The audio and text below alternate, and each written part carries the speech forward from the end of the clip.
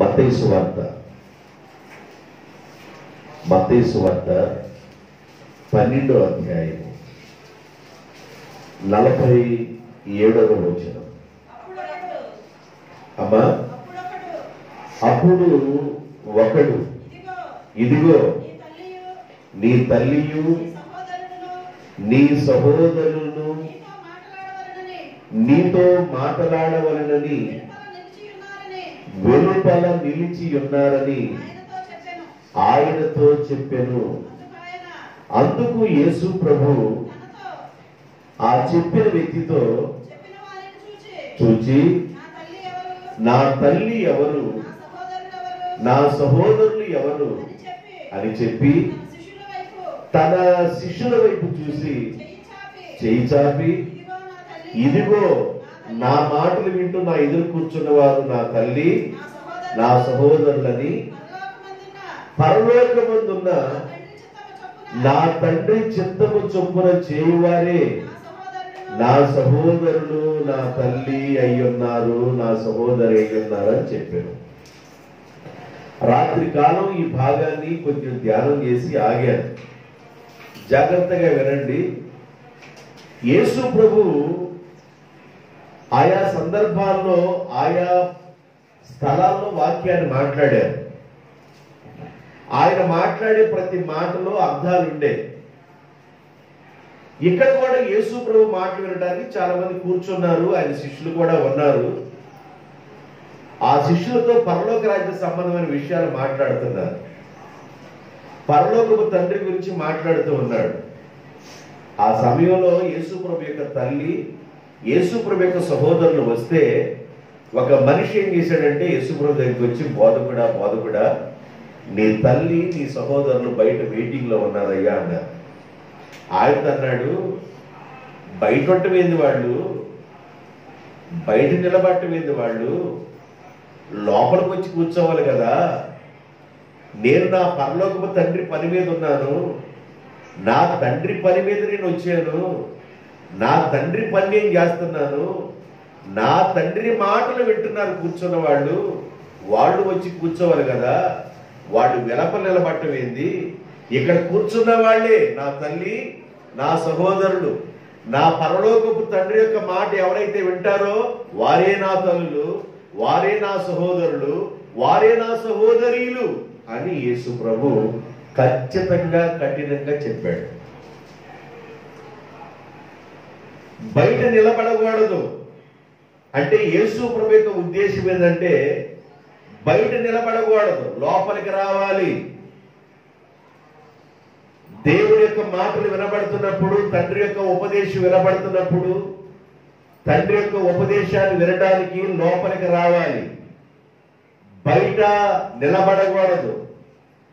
ఒకవేళ మైకు శబ్దం బాగా వినపడవచ్చు కానీ దేవుడి యొక్క ఆ మాటల మీద ఆశ ఉన్నవాళ్ళు, దేవుడంటే ప్రేమ ఉన్నవాళ్ళు, దేవుడంటే భయము భక్తి ఉన్నవాళ్ళు దేవుని దగ్గరికి రావాలి, దేవుని సన్నిధికి రావాలి, బయట నిలబడకూడదని యేసు ప్రభు యొక్క భావన.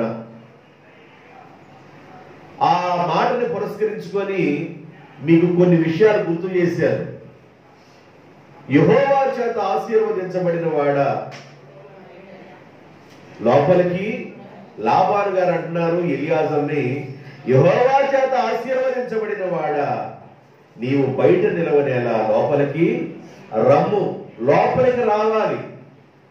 బయట నిలిస్తే వచ్చే డేంజర్ ఏదో చెప్తాను, లోపలుంటే వచ్చే ఆశీర్వాదం ఏదో చెప్తాను. మనము దేవుని సన్నిధిలో నిలబడాలి, బయట కాదు నిలబడవలసింది. దేవుని కొరకు నిలబడాలి మనం. అపోస్తలుడైన పౌలు ఫిలిప్పీ సంఘానికి ఉత్తరం రాస్తూ రాత్రి చెప్పాను, ఆయన గుర్తు చేస్తున్నాను. సువార్త పక్షమని నిలబడాలి. దేనికోసం నిలబడాలంట? దేవుని యొక్క వాక్యం పక్షాన దేవుని పిల్లలు నిలబడాలి. దైవజనుడు వాక్యం మాట్లాడుతున్నప్పుడు దైవజనుడి దగ్గర ఎదుగుతున్న పిల్లలు కూడా అందరూ కలిసి సువార్త పక్షాన పనిచేయాలి, నిలబడాలి. సువార్త పనిలో ముందుకి కొనసాగాలి. సువార్త మంచి వార్త, యేసు వార్త మంచి వార్త, ఆ మంచి వార్త చెప్పడానికి దేవదూతలకు లేని భాగ్యం దేవుడు మట్టి ఘటాలైన మనకు అనుగ్రహించాడు కనుక దేవదూతలకి ప్రకటించే భాగ్యం లేదు. మట్టి ఘటాలమైన మనకి దేవుడి భాగ్యం ఇచ్చాడు కాబట్టి మనము కలిసి పనిచేయాలి, సువార్త పనిలో కలిసి నిలబడాలి అని రాత్రి చెప్పారు. నీ పాయములో ఉన్న పరదేశులే గాని, కట్టెలు కొట్టేవాళ్లే గాని, నీళ్లు చేతి పోసేవాళ్లే గాని వాళ్ళందరూ కూడా నీ దేవుడైన యెహోవా సన్నిధిలో నిలబడాలి అని రాత్రి చెప్పి అంతవరకు వాక్యాన్ని ఆపాను. ఇంకా కొద్ది ముందుకి మిమ్మల్ని తీసుకెళ్లాలని ఆశపడుతున్నాను. మొదటి యోహాను రాసిన పత్రిక, యోహాను రాసిన మొదటి పత్రిక 4వ అధ్యాయం 16వ వచనం. మన ఎడల దేవునికి ఉన్న ప్రేమను, మన ఎడల దేవునికి ఉన్న ప్రేమను మనము ఎరిగిన వారమై, జాగ్రత్తగా వినండి, మన ఎడల దేవునికి ఉన్న ప్రేమను మనము ఎరిగిన వారమై దానిని నమ్ముకొని ఉన్నాము. దేవుడు ప్రేమ స్వరూపి అయి ఉన్నాడు. ప్రేమయందు నిలిచి ఉన్నవాడు దేవుని యందు నిలిచి ఉన్నాడు. జాగ్రత్తగా వినండి, రాయబడిన మాటలో దేవుడు మనల్ని ఎంతగా ప్రేమిస్తున్నాడో ఆ ప్రేమ నీకు అర్థం కావాలి. నా వైపు చూడండి, దేవుడు ఎంతగా ప్రేమించాడంటే మనల్ని వదిలిపెట్టకుండా పరలోకంలో ఉన్న తన అద్వితీయ కుమారుడైన యేసుక్రీస్తు ప్రభువారిని నీ కోసం నా కోసం ఆయన కానుకగా ఈ భూమి మీదకి పంపించాడు. నీకున్న దోషాన్ని, నాకున్న దోషాన్ని, మనందరి దోషాన్ని, పాప దోషాన్ని, పాప శిక్షను తొలగించడానికి తండ్రి అయిన దేవుడు తన ఏకైక కుమారుడిగా ఉన్న క్రీస్తు ప్రభువుని ఈ భూమి మీదకి పంపించి మనందరి దోష శిక్ష, పాప శిక్ష ఆయన భుజాల మీద పడి ఆయన అరుస్తూ ఉన్నాడు, నా తండ్రి, నా తండ్రి, నా చెయ్యి ఎందుకు విడిచావయ్యా? నా తండ్రి, నన్ను ఎప్పుడు చెయ్యి విడవని వాడవు, నా తండ్రి, నా చెయ్యి ఎందుకు విడిచావయ్యా అని బాధపడుతున్నా తండ్రి మౌనంగానే ఉండిపోయాడు. ఆ శిలువకి అప్పగించబడుతున్నప్పుడు, శ్రమకు అప్పగించబడుతున్నప్పుడు ప్రాణం ఆఖరి ప్రాణం పోతూ సమాప్తమైందని ఆత్మ అప్పగించేంత వరకు కూడా పరలోకపు తండ్రిగా ఉన్న ఆయన కుమారుడి కంటే ఎక్కువగా మనల్ని ప్రేమించాడు. దేవునికి స్తోత్రం. యేసు ప్రభు కంటే ఎక్కువగా నిన్ను నన్ను ప్రేమించాడు కనుక నీ కొరకు, నా కొరకు యేసు ప్రభు బలి అయిపోతా ఉన్నా, యేసు ప్రభు శిక్షించబడతా ఉన్నా, యేసు ప్రభు ముళ్ళ కిరీటం పెట్టబడినా, యేసు ప్రభు శరీరం సాడుగా దున్నబడతా ఉన్నా, ఆయన్ని కొడుతూ ఉన్నా, ఆయన ముఖాన్ని ఉమ్ము వేస్తూ ఉన్నా కూడా ఆయన కంటే మనల్ని ఎక్కువగా ప్రేమించాడు. ఇది నీకు అర్థం కావాలి. యేసు ప్రభు కంటే కూడా పరలోకపు తండ్రి మనల్ని ఎంతగానో ప్రేమించాడు. అందుకని బైబిల్ చెబుతుంది, దేవుడు లోకమును ఎంతో ప్రేమించను అంటాడు. అంటే తన కుమారుడి కంటే కూడా ఎక్కువగా దేవుడు మనల్ని ప్రేమించాడు. ప్రేమించి ఇక్కడ మొదటి యోహానులో మరలా చదవండి, 4:16 మన ఎడల దేవునికి ఉన్న ప్రేమను మనము ఎరిగిన వారమై ఉండాలి.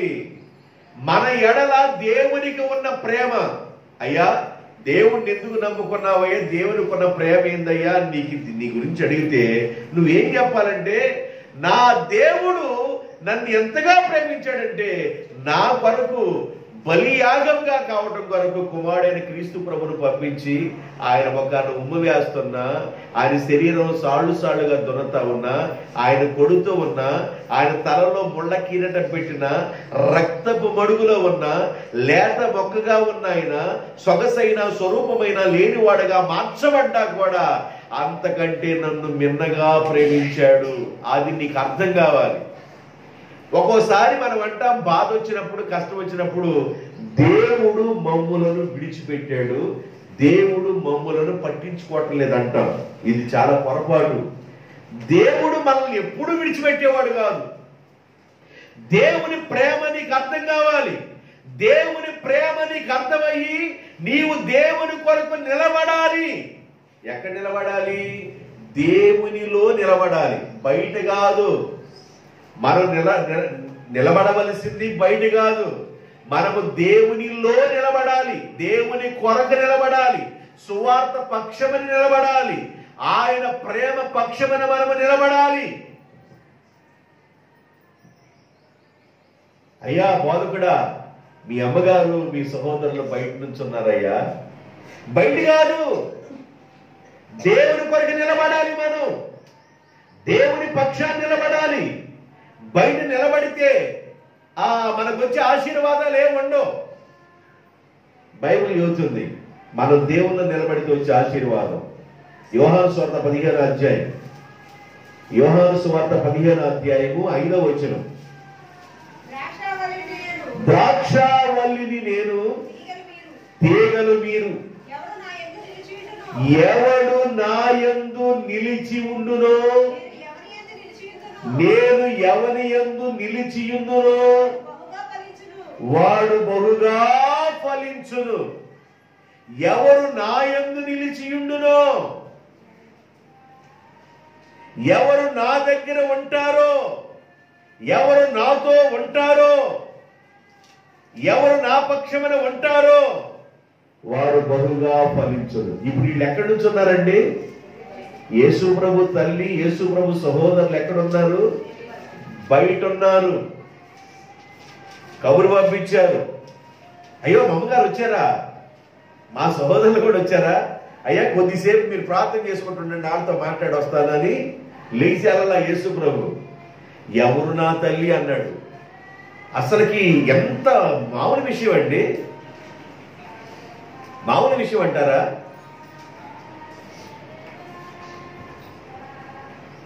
కృష్ణా జిల్లాలో ఒక ఆమె సేవ చేస్తా ఉంది. ఆదివారం ఆరాధన రోజు భర్త చచ్చిపోయాడు, పాస్టర్ గారు చచ్చిపోయాడు. ఆమె సేవకురాలు, ఆయన ఉద్యోగస్తుడు, భర్త ఉద్యోగస్తుడు, మంచి ఉద్యోగస్తుడు. 10 మంది పిల్లలు ఆయనకి,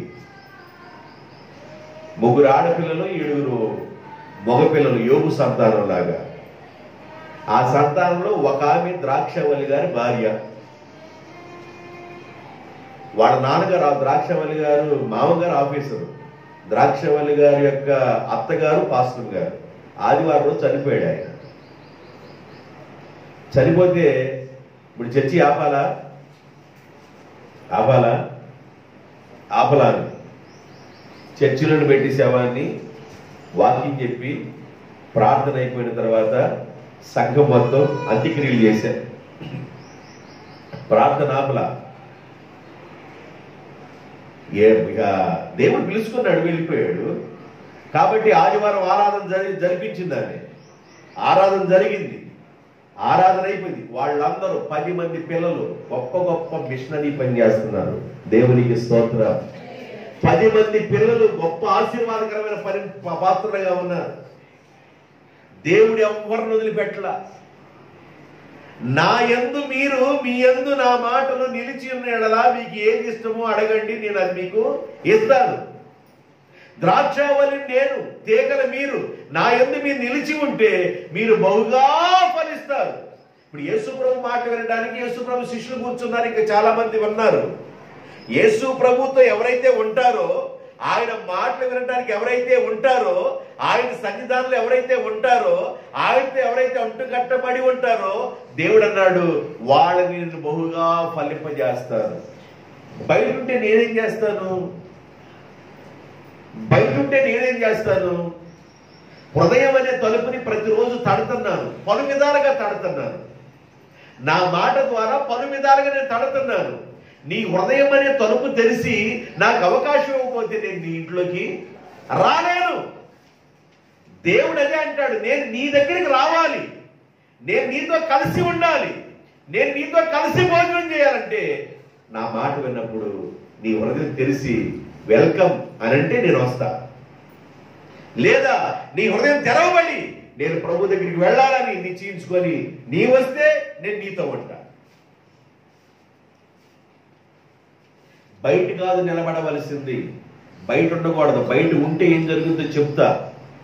బయట కాదు నిలబడవలసింది, లోపలికి రావాలి, ప్రభు దగ్గరికి రావాలి, ప్రభు సన్నిధికి రావాలి. ఎప్పుడైతే ప్రభు సన్నిధికి వస్తామో, దేవుని సన్నిధానంలో నిలబడి ఉంటామో, వాళ్ళ దేవుడు బహుగా ఫలింప చేస్తాడు, బహుగా ఫలింప చేస్తాడు. ఇంకా ఇంకొక మాట రాయబడి ఉంది లూకాసు వార్తలో 24వ అధ్యాయంలో 49వ వచనం. లూకాసు వార్త 24వ అధ్యాయము 49. ఇదిగో నా తండ్రి వాగ్దానము చేసినది మీ మీదకి పంపుచున్నా, మీరు పైనుండి శక్తి పొందు వరకు పట్టణములోనే నిలిచి ఉండండి.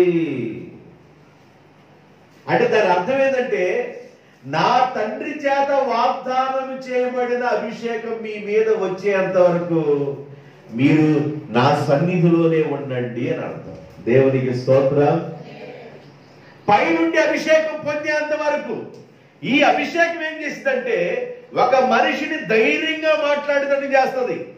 ఈ అభిషేకం ఏం చేస్తుందంటే ఆ మనిషి మాట్లాడుతున్నప్పుడు కార్యాలు జరుగుతాయి. నోట నుండి వాక్కు వస్తున్నప్పుడు కార్యం జరిగింది. కాబట్టి పైనుండి శక్తి పొందేంత వరకు కూడా మీరు పట్టణంలో నిలిచి ఉండండి అంటే 120 మంది నిలిచే ఉన్నారు. ఎక్కడ? మేడగదిలో. మేడగదిలో 120 మంది 10 రోజులు ఉపవాసం ఉండి వారు ప్రార్థన చేస్తూ ఉండగా 10వ రోజున ఆకాశం చేల్చబడి దేవుని యొక్క అగ్ని నాలుగుల వలె విభాగించుకుంటూ 120 మంది మీద ఒక్కొక్కరి మీద వారగా వాళ్ళందరూ దేవుని యొక్క శక్తితో నింపబడి, దేవుని ఆత్మతో నింపబడి అన్య భాషలు మాట్లాడుతూ ఆ ప్రాంతాల నుండి వచ్చిన వారికి ఆ భాషలన్నీ అర్థమైపోతున్నాయి. అన్య భాషలతో మాట్లాడుతున్నారు. దేవుని శక్తి పొందారు. దేవుని శక్తి పొందాలి. దేవుని కార్యాలు మన ద్వారా జరగాలంటే దేవుని సన్నిధిలో మనం నిలబడి ఉండాలి. దేవుని శక్తి పొందేంత వరకు దేవుని సన్నిధానంలో నువ్వు నిలబడి ఉంటే, దేవుని సన్నిధానంలో నువ్వు కనిపెట్టుకొని ఉంటే దేవుని శక్తి పొందుతావు. కొన్నేళ్ళు చేసిన పని అదేగా. కొన్నేళ్ళు చేసిన పని అదే కదా. ఇటలీ పటాలమని పడిన పటాలములో శతాధిపతి అయిన కొర్నేలి ఉన్నాడు. అతడు ప్రతిరోజు 3 గంటల సమయంలో మోకరించడం ఆయనకు అలవాటు. ప్రతిరోజు ఏం చేశాడు? ఒక తీర్మానం చేసుకోవాలండి ప్రభు దగ్గర. నేను 1 గంట సేపు ప్రతిరోజు ప్రార్థనలో ఉంటా. 1 గంట సేపు ప్రతిరోజు ప్రార్థనలో ఉంటా. లేదు 3 గంటల సమయం నేను ప్రతిరోజు ప్రార్థనలో ఉంటానని ఏ కుటుంబంలో ఎవరైతే తీర్మానం చేసుకుంటారో ఆ కుటుంబ పరిస్థితులు ఖచ్చితంగా మారిపోతాయి. ఛాలెంజ్గా తీసుకోండి ఈ మాట. ప్రతిరోజు దేవుడు నీకు ఇచ్చిన 24 గంటల్లో 2.5 గంట లేదా 3 గంటలు నీ ఏ సమయాన్ని కేటాయించుకుంటావో ఆ సమయాన్ని కానీ ప్రభుత్వం కానీ గడపగలిగితే నీవు తీర్మానం చేసుకొని గడుపుతుండగానే పరిస్థితులన్నీ మారిపోతాయి. పరిస్థితులన్నీ మారిపోతాయి. గత 7 సంవత్సరాల క్రితం ప్రభు సన్నిధానంలో ప్రార్థన చేసుకున్నా. ప్రభువా, ఉపవాసాల నుండి చాలా కాలం అయింది. తర్వాత ఉపవాసాలు ఎక్కువ కాలం లేదు. ఎండాకాలం వస్తే రేకులు మల్ల మాడుతూ ఉన్నాయి. పరిస్థితులు, కుటుంబ పరిస్థితులు బాగాలేదు. ఎన్నో రకాలైన ఇబ్బందులు కలుగుతున్నాయి. ఎన్నో రకాలైన మాటలు వస్తున్నాయి. ఈ పరిస్థితులన్నిటినీ చక్కబెట్టేది నీవేనని తీర్మానం చేసుకొని ఒక దైవజనుడి దగ్గర ప్రార్థన చేయించుకున్నా. నేను రామగుండం సురేష్ గారని ఆ దైవజనుడు చూడటం నీకు అదే ఆఖరి అన్నమాట. చీరాలు వచ్చారు. సురేష్ పాస్టర్ గారు రాజే వెళ్దామన్నారు. వాక్యాన్ని విన్నాను, మోకరించాను. నా కోసం ప్రార్థన చేయండి, నేను ఉపవాసం ఉండాలనుకుంటున్నాను. ఆయనకేం చెప్పలా, నా మాట దేవుని చెప్పాను. నా కోసం ప్రార్థన చేయండి అని మోకరించాను, ప్రార్థన చేయించుకున్నాను. ఆయన వివాహం కాకుండా ప్రభు సమర్పించుకున్నాడు. ఆ తర్వాత కొద్ది కాలం తర్వాత ఆయన చనిపోయాడు. ఆ రోజు తీర్మానం చేసుకొని ప్రార్థన చేస్తున్నాను. ఉదయాన్నే నాకు భోజనం పెట్టకపోతే కోపం వచ్చేది, ఆకలి అవుతూ ఉండేది. టయానికి భోజనం పెట్టకపోతే ఆకలి అయ్యేది. సాయంకాలానికి కూడా టైం పెట్టకపోతే ఆకలి అయ్యేది. ఇంత పరిస్థితి షేక్ వస్తూ ఉండేది. ఏంది ఈ పరిస్థితి? కాబట్టి ఈ పరిస్థితిని జయించాలని తీర్మానం చేసుకున్నానండి. 6-7 సంవత్సరాల క్రితం తీర్మానం చేసుకుంటే 6-7 సంవత్సరాల్లో దేవుడు ప్రతి రూపాన్ని మార్చుకుంటూ వచ్చేసాడు. దేవునికి స్తోత్రం, హల్లెలూయా. ఏదైనా ప్రభు దగ్గర ఒక తీర్మానం చేసుకుంటే ఆ సాయంత్రం 2 గంటల తర్వాత మర్చిపోయేటట్టుగా ఉండకూడదు. మన తీర్మానాలు వేడివేడిగా పాల పొంగులాగా ఉండకూడదు. నీవు చేసుకున్న తీర్మానం ఎలాగ ఉండాలంటే ప్రభుతో లైఫ్కి సంబంధించిన విధంగా, మరలా చెబుతున్నా, నీ జీవితంకి సంబంధించిన విధంగా ఉండాలి నీ తీర్మానం. నీవు చేసుకునే తీర్మానాన్ని బట్టి నీ వెనకున్న జనరేషన్ మీదకి ఆశీర్వాదాలు వస్తాయి. దేవునికి స్తోత్రం. నీవు చేసుకునే తీర్మానాన్ని బట్టి నీ పిల్లల పిల్లల పిల్లల మీద ఆశీర్వాదాలు వస్తాయి. అబ్రహాం తీర్మానం చేసుకున్నాడు కనుక అబ్రహాం మీదకి వచ్చిన ఆశీర్వాదాలు వారి పిల్లల పిల్లల పిల్లల పిల్లల ప్రపంచంలో ఈ రోజుకి అబ్రహాము పొందిన ఆశీర్వాదం అనుభవిస్తూనే ఉన్నారు. తీర్మానం చేసుకోవాలి.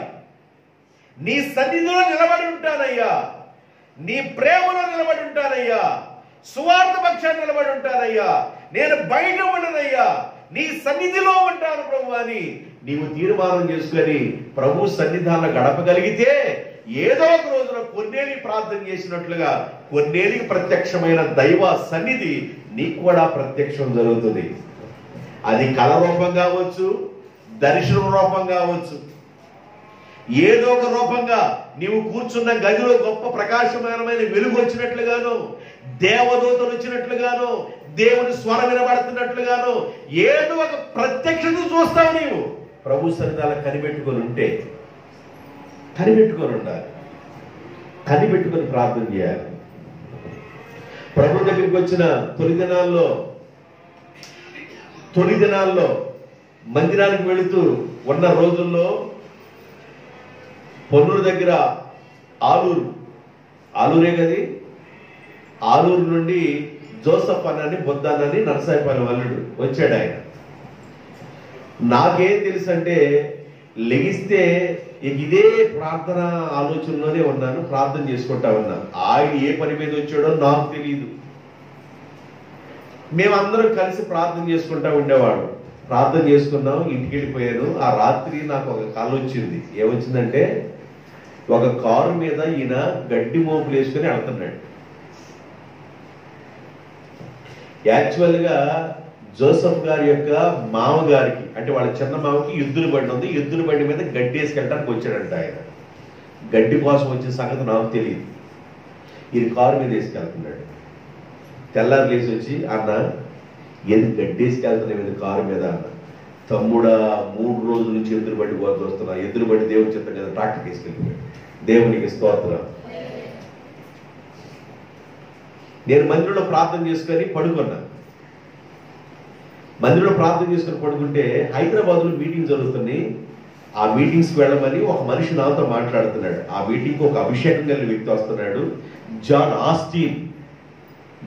ఆస్టిన్ హోస్టన్ ప్రాంతంలో ఉండేవాడు. మంచి అభిషేకం కలిగిన ఆయన.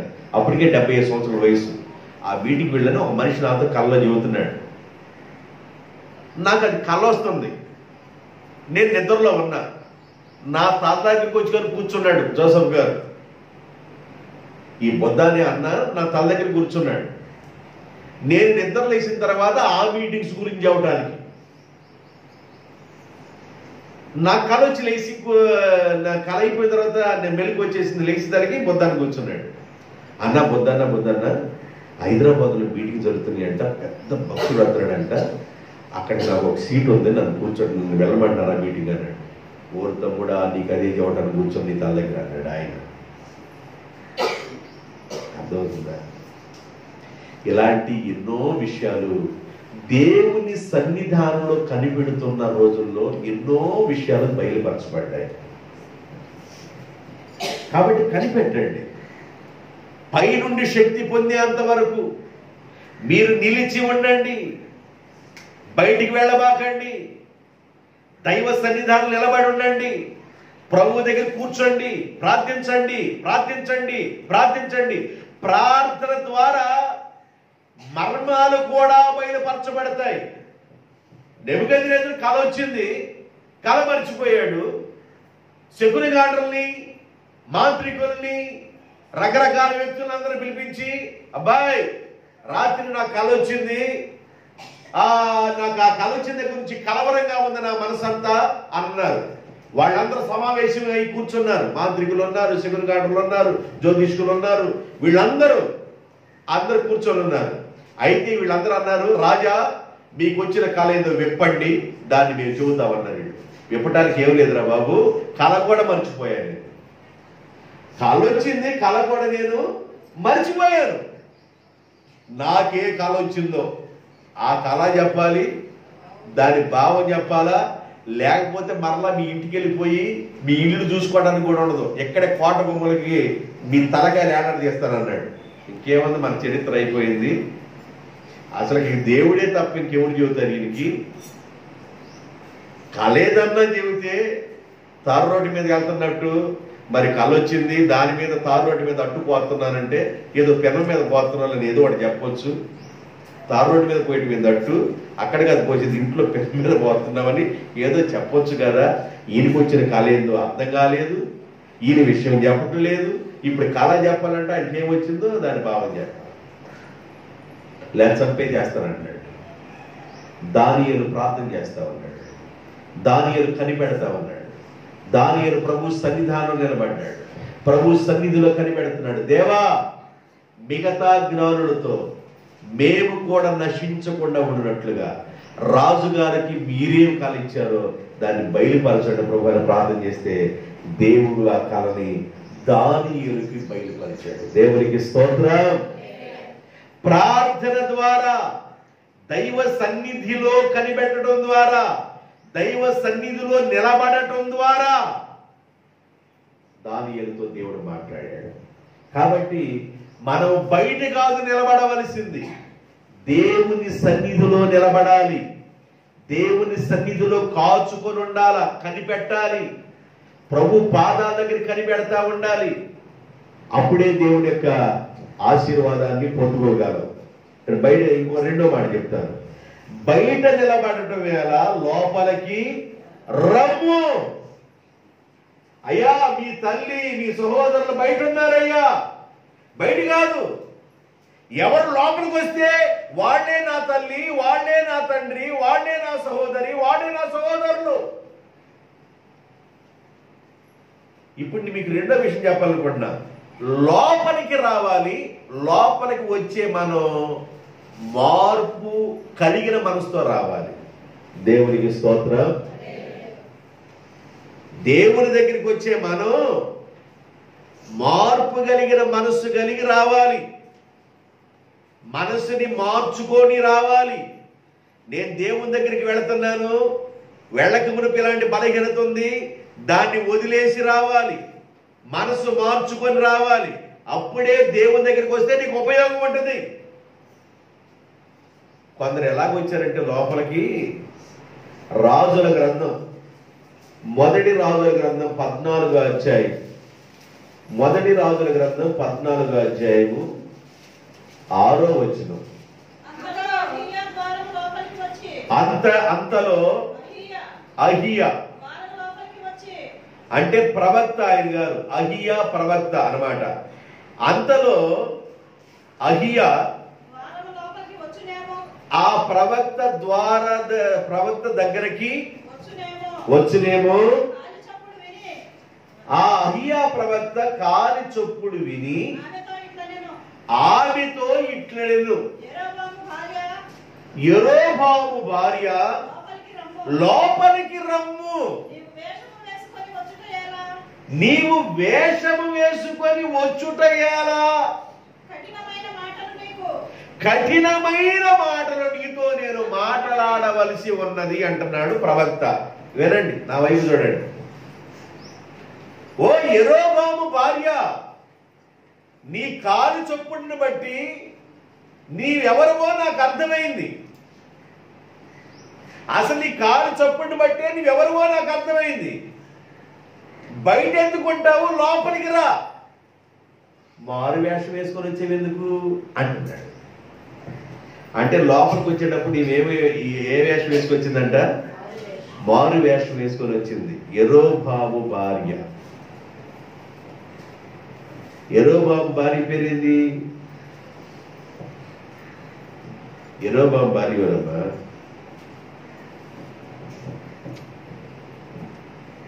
ఎవరైతే మనకి వెళ్తున్నాయి అంటారా?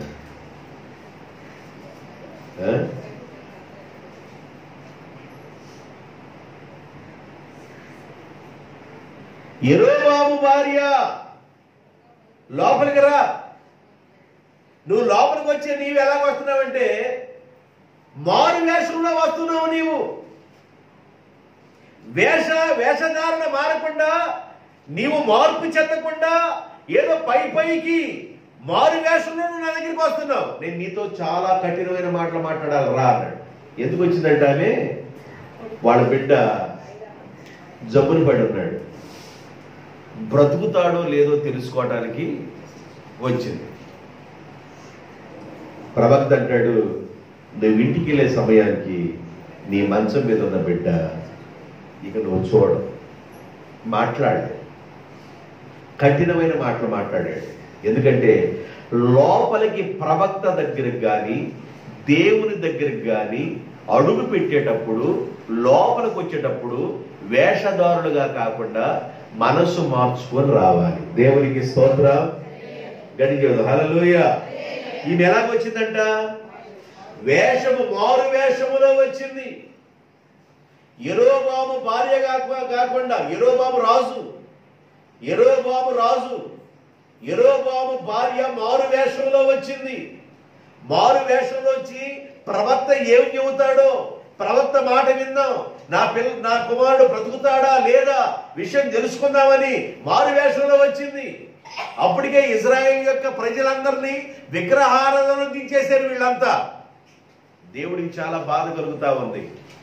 దేవుని దగ్గరకు వచ్చేవాళ్ళు మనస్సు మార్చుకొని రావాలి, వేషధారణ మార్చుకొని రావాలి. దేవునికి స్తోత్రం. హల్లెలూయా. ప్రవక్త దగ్గరికి వచ్చినా, దేవుని దగ్గరికి వచ్చినా, దేవుని మందిరానికి వచ్చినా, దైవ సన్నిధికి వచ్చినా వేషధారణ మార్చుకొని నువ్వు దేవుని దగ్గరికి రావాలి. పాత వదిలిపెట్టి నీ మనసు మార్చుకొని దేవుని దగ్గరికి రావాలి. సౌలు అంటాడు, సౌలుతో పాటు ఉన్న పనివాడు కూడా అంటాడు, అయ్యా మన గాడిని పోయి ఇప్పటికే 3 రోజులైంది, తీసుకొచ్చింది తిన్నాం అయిపోయింది, మన ఇంటికి వెళ్దాం పదా అన్నాడు. ఆయన అంటాడు, సౌలు పక్కన ఆయన అంటాడు, కీషు కుమారుడైన సౌలు పక్కన ఉన్న వ్యక్తి అంటాడు, ఇక్కడ దగ్గరలో ఒక ప్రవక్త ఉన్నాడు, ఆయన దగ్గరికి వెళితే మన గార్ధ భవనం ఎడిపోయినాయో ఆయన చెప్పగలడు అంటారు, చెప్తాడు, వెళ్దామన్నాడు. ఆయన దగ్గరికి వెళ్తే మనం ఒట్టి చేతులతో వెళ్ళకూడదు కదా.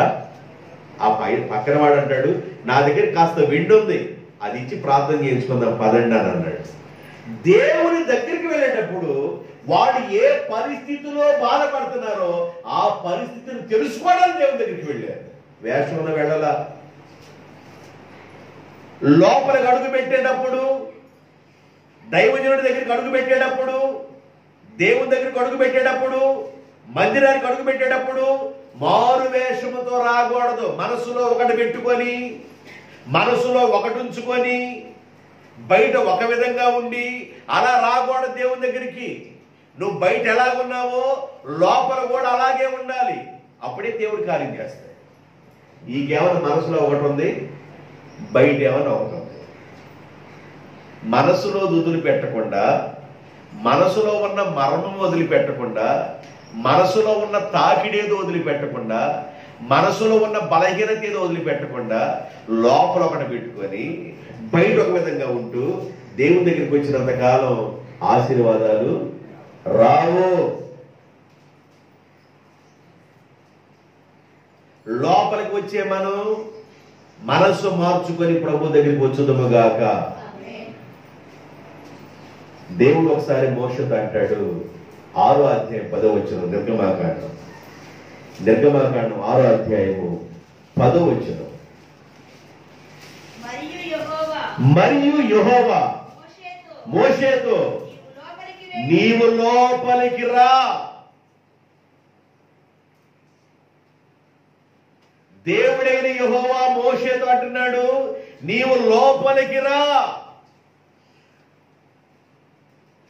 లోపలికి వస్తే ఆశీర్వాదం ఉండింది. లోపలికి వస్తే దేవుడు మాట్లాడతాడు. దేవుని దగ్గరికి వస్తే, దేవుని సన్నిధానంలో ఉంటే ఆయన ప్రసన్నతను చూస్తావు. నువ్వు లోపలికి రా మోషే, నువ్వు లోపలికి రా. లాబానంటాడు, యెహోవా చేత ఆశీర్వదించబడి వాడా లోపలికి రా. యేసుప్రభు దగ్గరికి వచ్చి ఒక వ్యక్తి అంటాడు, మీ తల్లి బయట ఉంది, మీ సహోదరులు బయట ఉన్నారు. యేసుప్రభు అంటాడు, నా తల్లి ఎవరు, నా సహోదరులు ఎవరు? నాతో లోపల ఉన్న వాళ్ళే, నా మాట వింటున్న వాళ్ళే, నా తండ్రి మాట వింటున్న వాళ్ళే. నా తల్లి, నా సహోదరి, నా సహోదరుడు. అందుకని లోపలికి రావాలి, బయట ఉండకూడదు. నువ్వు లోపలికి రావాలి. ఆశీర్వాదం కావాలంటే లోపలికి రావాలి. దేవుడు కావాలంటే లోపలికి రావాలి. దేవుని యొక్క ఆశీర్వాదం కావాలంటే లోపలికి రావాలి, బయట ఉండకూడదు. లోపలికి రావాలి, దైవ సన్నిధికి రావాలి, దేవుని ప్రసన్నతను అనుభవించాలి. అబ్రహామును దేవుడు పిలిచినప్పుడు అబ్రహాము దేవుని మాటకు లోబడి వచ్చేసాడు. అబ్రహాము దేవుని యొక్క సన్నిధానం నిలబడ్డాడు, నిందారహితుడిగా నిలబడ్డాడు. అబ్రహాం, నీవు నా సన్నిధానంలో నిందారహితుడిగా నిలబడ్డా కాబట్టి అబ్రహాం, నేను నిన్ను ఆశీర్వదిస్తున్నాను. ఎలాగంటే అన్ని విషయములలో నిన్ను ఆశీర్వదిస్తున్నాను. వెండి, బంగారం, పశువులు, పనివాళ్ళు, ఆస్తి, అంతస్తు, అన్ని విధాలుగా. మరి పిల్లలు ప్రభువా, పిల్లలు కూడా లెక్క పెట్టలేవయ్య బాబు. ఆకాశ నక్షత్రాల్లాగా నీ పిల్లలు కూడా విస్తరింపజేస్తారు. సముద్రపు ఇసుకరేణువులాగా నీ పిల్లలు విస్తరింపజేస్తారు. ప్రపంచంలో ఉన్న అబ్రహాము సంతానం, ఇజ్రాయేల్ యోధులు ప్రపంచంలో విస్తరించున్నారనమాట. నీ సంతానం అలాగే చేస్తానన్నాడు దేవుడు. అలాగే చేశాడు. రావాలి లోపలికి, బయట నిలబడకూడదు. లోపలికి రా, నీకు ఆశీర్వాదం వచ్చింది. దేవునికి స్తోత్రం. బయట ఉండటం వల్ల కలిగే నష్టం ఏంటి అని చెప్పేసి వాక్యం మీకు చేస్తాను. బయట ఉండటం వల్ల కలిగే నష్టం చెప్తాను, జాగ్రత్తగా వినండి. నిర్గమాకాండం 2వ అధ్యాయం, నిర్గమాకాండం 2వ అధ్యాయం 13వ వచనం. నిర్గమాకాండం 2వ అధ్యాయము 13వ వచనం. మరునాడు అతడు బయట నడిచి వెళ్ళుచుండగా హెబ్రీలైన మనుషులిద్దరూ పోట్లాడుకొనుచుండిరి. ఆగండి. ఆయన బయట ఉండగా ఈ సన్నివేశం చూశాడు. ఎవరు? మోషే. మరునాడు అతడు బయట నడిచి వెళ్ళుచుండగా హెబ్రీలైన మనుషులిద్దరూ పోట్లాడుకొనుచుండిరి. బయట ఏముంటాయంటే పోట్లాటలే ఉంటాయి. బయట తన్నులాట, తగాదాలు ఉంటాయి. ప్రభు సన్నిధానం ఉంటే దేవుని మహిమ ఉంటుంది. ఈయన లేనిపోయిన పోట్లాడ పూసుకున్నాడు. ఎవరు? యుద్ధానికి వెళ్ళినప్పుడు లోపల కనిపెట్టాల్సిన ఆయన బయట తిరిగాడు. ఎవరు? దావీదు గారు. లోపల దేవుని దగ్గర, దేవుని సన్నిధానంలో లోపల గడపవలసిన ఆయన బయట తిరిగాడు. బయట తిరగటం వల్ల కలిగే నష్టాలు ఇవి. ప్రార్థనలో గడపవలసిన సమయం ప్రార్థనలో గడపకుండా యుద్ధం జరుగుతుంది. ఎవరో అవరీగా యుద్ధం జరుగుతుంటే నా సైన్యం మొత్తం యుద్ధానికి వెళ్ళారు. దేవా, నీవే నాయకుడిగా కాపుడిగా ఉండి నా సైనికులందరికీ జయము దయచేయని ప్రార్థన చేయవలసిన రాజు ప్రార్థన చేయకుండా బయట తిరుగుతున్నాడు. ఆయన బయట తిరుగుతా ఉన్నాడు, అలాగా తిరుగుతున్నాడు. గాలి కొట్టుకుంది. ఆయన ఏం కొట్టుకుంది? గాలి కొట్టుకుంది. గాలికి తిరిగితే గాలి కొట్టుకునింది. ఇక ఆ గాలి కొట్టుకున్న గాలి వదల్లా.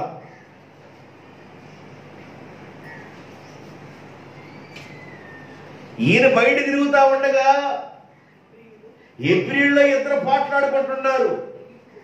బయట తిరుగుతున్నప్పుడు నీకేం కనబడతాయంటే తన్నులాట, తగాదాలు కనబడతాయి. అందుకని దేవుని దగ్గర గడుపు. నువ్వు బయట విషయాలు పట్టించుకుంటే, లోక విషయాలు పట్టించుకుంటే తన్నులాట, తగాదాలు తప్ప ఏముండవు. బయట విషయాలు దేవుని బిడ్డలకు అనవసరం. తన్నులాట తగాదాలేనండి. ఈ తన్నులాట తగాదాలు ఆడు తన్నుకున్నారు. ఈయనేం చేశాడు? వెళ్ళిపోయి పూసుకున్నాడు. పూసుకుని ఒక ఆయన కప్పేశాడు శుభ్రంగా. ఒక దెబ్బ ఆడు కొట్టాడు కానీ చచ్చిపోయాడు. ఆడు కప్పేశాడు. తీసుకెళ్ళి తీసేసి ఇసుకలోకి కప్పేసేసాడు. ఇదంతా బయట తిరగటం వల్లేగా. అందుకని బయట ఏంటంటే బయట డేంజర్ అని అర్థం. బయట ఏముంది? డేంజర్. ప్రభు సన్నిధానంలో గడుపు, నీకు ఆశీర్వాదం. ప్రభు అంటే బయట తిరగొద్దంటే చెరుకుపల్లి వెళ్ళటానికి బయట తిరగొద్దయా అని కాదు దాని అర్థం. బయట తిరగబాకంటే దాని అర్థం ఏంటంటే దేవునితో గడపకుండా బయట లోకంలో గడపబాకరా బాబు అని అర్థం. దాని అర్థం అట్ట తీసుకోండి. బయట తిరగకూడదంటే మినం మార్చులు ఎవరు చేస్తారు, మినిమి ఎవరు తొక్కుతారు, కట్టేత ఎవరు వేస్తారు, పప్పు ఎవరు, ఇది కాదు నేను అనేది. మీకు అంత చిన్న చూపు కలవాకండి. బయట తిరగబాకంటే దాని అర్థం ఏంటంటే లోక కార్యక్రమాలు వద్దురా బాబు, దేవునికి రా దాని అర్థం. దేవునికి స్తోత్రం. మోషే బయట తిరగటం వలన హెబ్రీయులు ఇద్దరు తన్నుకోవడం చూసి గొడవ తీయాల్సిన ఆయన ఈయనే గొడవలోకి ప్రవేశించి ఆల గొడవే ఈల గొడవ అనుకొని ఒకడు కొట్టగా వాడు చచ్చిపోయాడు. ఇసుక తోమి వాడు పాతేశాడు. బయట తిరిగితే వచ్చే నష్టం ఇది. యుద్ధం జరుగుతున్నప్పుడు ప్రార్థనలో ఉండవలసిన దావీదు ప్రార్థనలు ఉండకుండా బయట తిరుగుతా ఉన్నాడు. గాలి పట్టింది. ఏం పట్టింది? గాలి పట్టింది. బయట నష్టం. బయట ఉండబాకండి. ప్రభు సన్నిధిలో ఉండండి. దేవుని నమ్మి మారు మనసు పొంది బాప్తిజాన్ని పొంది నువ్వు సాక్షిగా నిలబడాలి. దేవుని కొరకు సాక్షిగా నిలబడాలి. దైవజనుడు బల్లారాధనిస్తున్నప్పుడు బల్లారాధనలో పాల్గొనాలి. ఆరాధనలో ఉన్నప్పుడు ఆరాధనలో పాల్గొనాలి. ఆదివార ఆరాధన ఫ్యాన్లకి కరెంట్ లైట్లు కాదు. ఆరాధన నీ కోసమే. ఆరాధన ఆరాధనలోకి రావాలి. నీవు దేవుని దగ్గరికి రావాలి. నీవు బయట ఉండకూడదు. బయట ఉన్నవారి గురించి యేసుప్రభు అన్నాడు, ఎవరు నా తల్లి, ఎవరు నా సహోదరులు, లోపల నాతో ఉండి నా తండ్రి మాట వింటున్న వాళ్లే నా తల్లి, నా సహోదరులు అని చెప్పాడు.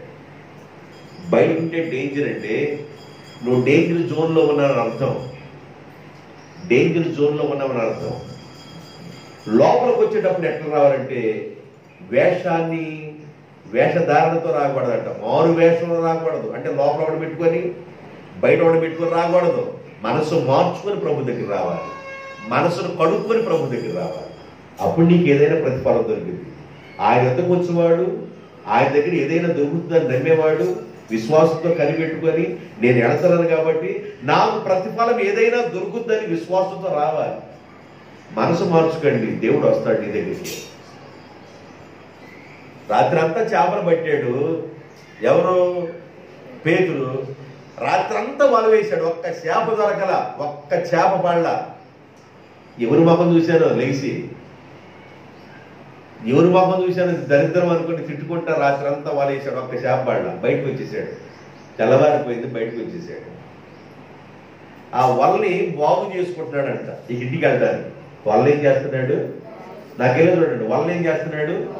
బాగు చేసుకుంటున్నాడు. వల అనగా మనసు అని అర్థం. వల అంటే ఏంది? మనసు అని అర్థం.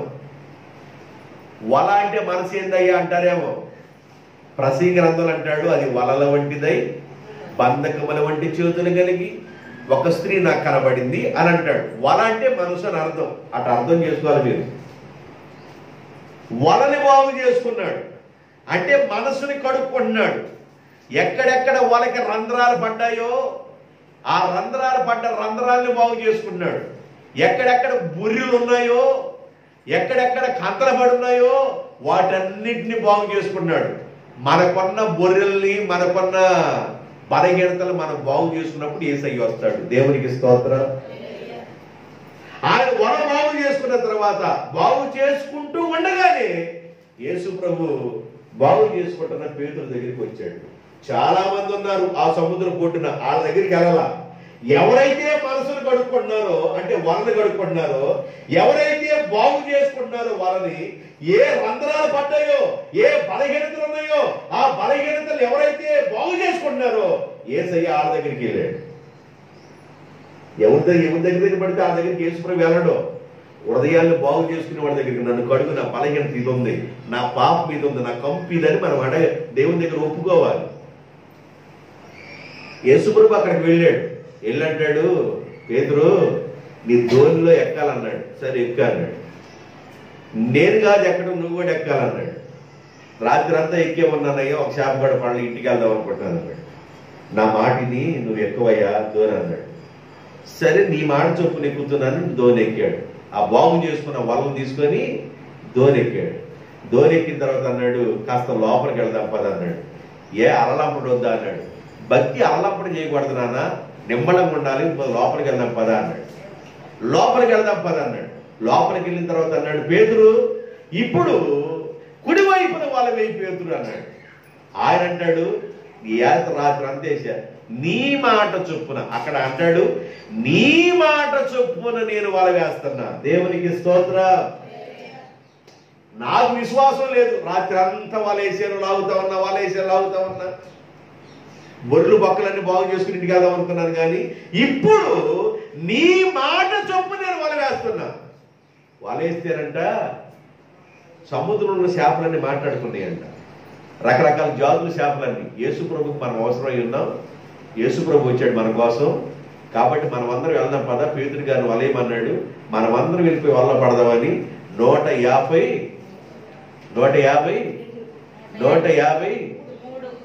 చేపలు, 153 చేపలు. ఎన్ని రకాలైనవి ఉన్నాయి? 153 చేపలు, పెద్ద చేపలు. ఇక ఎన్నడూ ఇక ఆయన చూడాల, లైఫ్ లో ఇక ఎన్నడూ చూడాలి. అంత ఆశీర్వాదం. పక్కన ధోని పిలుస్తున్నాడు, ఒరే బాబు రారా నాయనా, రారా బాబు రా, నా ధోని నిండిపోయింది, ఆ ధోని లాగుదామని. అంత చేపలు, పెద్ద చేపలు వచ్చేసింది. చేపలు వచ్చిన తర్వాత బాధకుడా నీ మాట విని వలేశానయ్యా, ఆశీర్వాదం వచ్చిందని అంటల్లా. ఇది ఏం అర్థమైపోయిందంటే, యేసు ప్రభు పాదాల దగ్గర కూర్చొని పాపాత్ముడయ్యా అన్నాడు. ఏమయ్యా నువ్వు పాపాత్ముడు అని చెప్పాను నేను? ఏమన్నానా? నేనేమన్నానా? నువ్వేమనకపోయినా నీ ముఖం చూస్తుంటేనే నా పాపం నాకు గుర్తొస్తుందయ్యా. నేను పాపాత్ముడయ్యా, నన్ను విడిచి వెళ్ళు అన్నాడు. నువ్వే కావాలరా బాబు, రా అన్నాడు. ఈ చేపలు ఏముంది, మనుషులు పట్టే జాలం చేస్తాను, నా మాట విని రా అన్నాడు. దేవునికి స్తోత్రం. అర్థమైందా? కాబట్టి బయట ఉంటే గొడవలు తగాదాలు ఉంటాయి. గాలి పట్టింది. ఏం పట్టింది చెప్పండి, మళ్ళీ చెప్పండి. ఏం పట్టింది? పట్టిందాన్ని వదలు కొట్టుకోవటం కష్టమైంది. అందుకని బయట ఉండబాకండి. దావీదు గారికి పట్టిన గాలి వేరు, ఇక మీరు తిరిగితే బయట పట్టే గాలి వేరు. బయట గాలి ఉంది. ఏముంది? గాలి బయట ఉండదు, మందిరం లేదంటారేమో. మందిరం ఫ్యాన్ గాలి ఉంది, బయట ఉండ గాలి వేరు. కానీ బయట ఉండబాకండి, దేవుని దగ్గరికి రండి. దావీదుకి పట్టిన గాలి ఉరియా భార్య బత్షెబా అనే గాలి పట్టింది. ఆయన ఏం గాలి పట్టింది? బత్షెబా అనే గాలి పట్టింది. ఇక బత్షెబా జీవితాంతం బత్షె.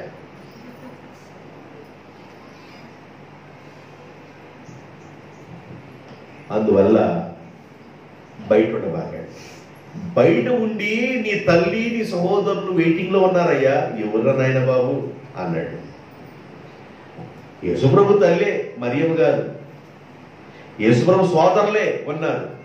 కానీ యేసుప్రభు అంటాడు, లోపల కూర్చున్న వాళ్ళే నా తల్లి నా సోదరు. మీకు అర్థం కావాలి ఈ కాన్సెప్ట్. బయట ఉండబాకండి, లోపలికి రండి. లోపలికి వస్తే ఆశీర్వాదం. బయట ఉంటే ఎండిపోతాం. చాలా మాటలు ఉన్నాయి కానీ అన్ని చెప్పలేను. ఒక మాట చెప్పేసి ముగిచ్చేస్తాను. యోహాను సువార్త 15వ అధ్యాయము 6వ వచనం. ఎవడైనను నా యందు నిలిచి ఉండని ఎడల వాడు తీగవలే బయట పారవేయబడి ఎండిపోవును. ఎండిపోవును. బయట ఏం జరుగుద్ది? బయట ఉంటే ఎండిపోవును. ఒకవేళ ఆయనతో ఉంటే ఏం జరిగింది? బహుగా ఫలించును. దేవునితో ఉంటేనేమన్నా బహుగా ఫలిస్తావు, లోపల ఉంటేనేమన్నా బహుగా ఫలిస్తావు, ఆయనతో ఉంటేనేమన్నా బహుగా ఫలిస్తావు. ఆయనకి వేరుగా ఉండటం వలన, బయట ఉండటం వలన ఎండిపోతామని చెప్తున్నాడు. కాబట్టి బయట గొడవలు ఉన్నాయి, బయట గాలి ఉంది, బయట ఎండిపోవటం ఉంది. ఏం కావాలి మీకు? లోపల కావాలా, బయట కావాలి? లోపలికి వచ్చినప్పుడు ఎట్లా రావాలి? లోపల మనం ఎలా ఉండాలి? దేవుడితో ఎలా ఉండాలి? దేవుని పక్షాన్ని ఎలా ఉండాలి? దేవుని పక్షాన్ని ఎలా నిలబడాలి?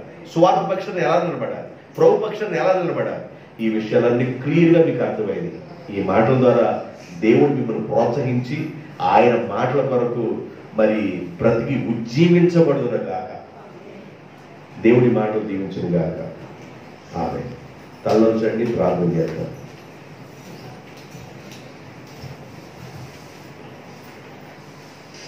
బయట ఎండిపోతే బ్రతుకులుగా ఉంటాయి, బయట గాలి పట్టుద్ది.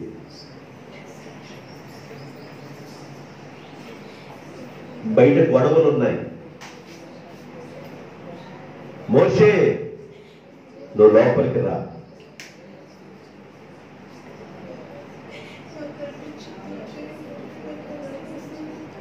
నాతో మీరు అంటుకట్టబడి ఉంటే, నాతో ఉంటే లోపల బహుగా ఫలిస్తారు. అబ్రహాం, లోపలికి రా, నా మాట వినిరా. వచ్చేసాడు. అబ్రహామును దేవుడు దీవించాడు. ఎక్కడున్నావు? బయట ఎంతకాలం ఉంటావు? దేవునికి వేరుగా నువ్వు ఎంతకాలం ఉంటావు? బయట గాలి ఉంది.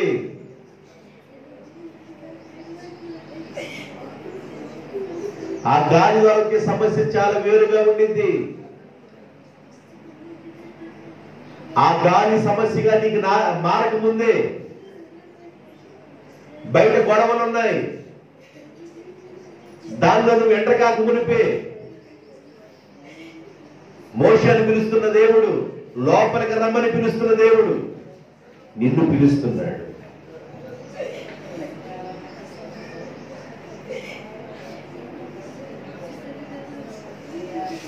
నా ప్రభువా, నా దేవా,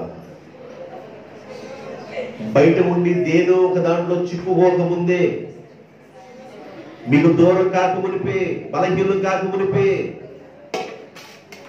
మిమ్మల్ని అంటి పెట్టుకుంటే భాగ్యాన్ని దయచేయండి. మీ సహాయం దయచేయండి.